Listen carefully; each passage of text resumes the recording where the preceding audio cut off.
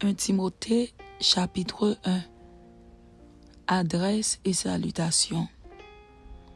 Paul, apôtre de Jésus-Christ, par ordre de Dieu notre Sauveur et de Jésus-Christ notre espérance.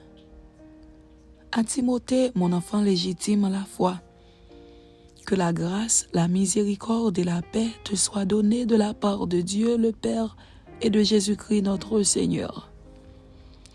Les fausses doctrines et l'évangile de la grâce. Je te rappelle l'exhortation que je te fis à mon départ pour la Macédoine, lorsque je t'engageai à rester à Éphèse, afin de recommander à certaines personnes de ne pas enseigner d'autres doctrines et de ne pas s'attacher à des fables et à des généalogies sans fin qui produisent des discussions plutôt qu'elles n'avancent l'œuvre de Dieu dans la foi.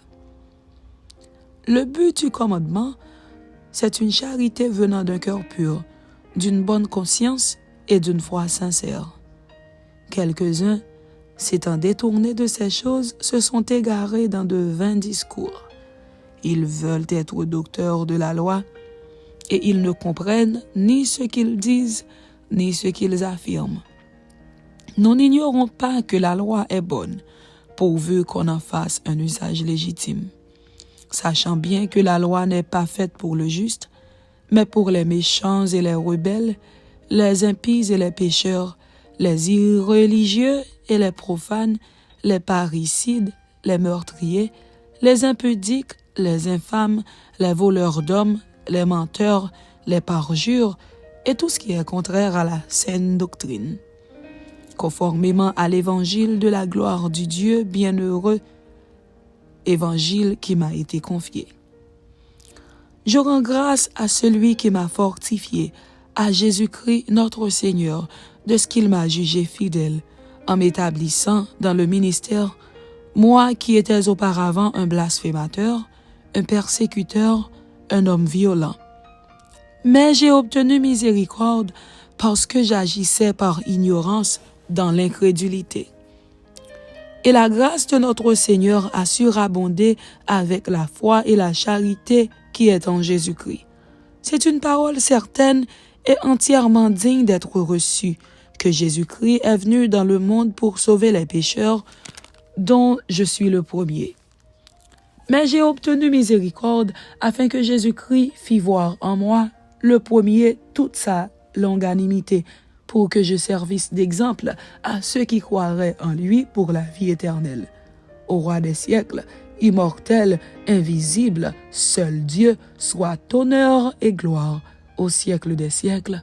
Amen. Combattre le bon combat. Le commandement que je t'adresse, Timothée, mon enfant, selon les prophéties faites précédemment à ton sujet, c'est que, d'après elles, tu combattes le bon combat, en gardant la foi et une bonne conscience. Cette conscience, quelques-uns l'ont perdue et ils ont fait naufrage par rapport à la foi. De ce nombre sont Hyménée et Alexandre, que j'ai livrés à Satan, afin qu'ils apprennent à ne pas blasphémer.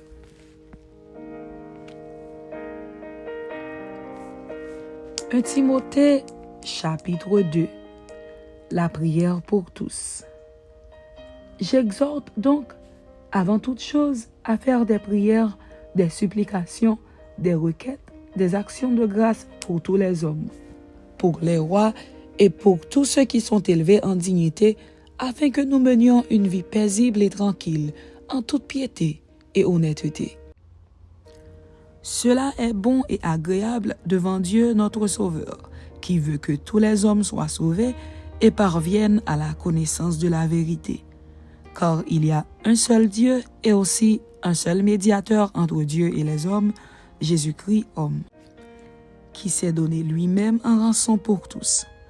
C'est là le témoignage rendu en son propre temps et pour lequel j'ai été établi prédicateur et apôtre.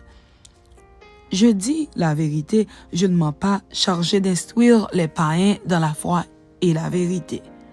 Je veux donc que les hommes prient en tout lieu, en élevant des mains pures, sans colère ni mauvaise pensée. Les devoirs des femmes.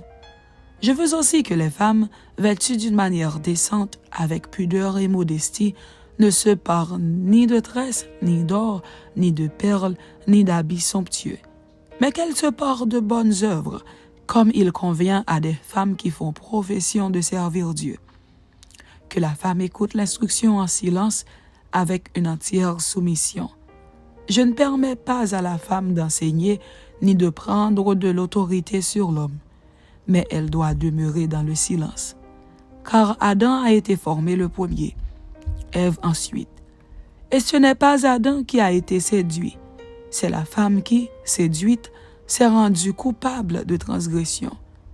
Elle sera néanmoins sauvée en devenant mère si elle persévère avec modestie dans la foi, dans la charité et dans la sainteté. Amen.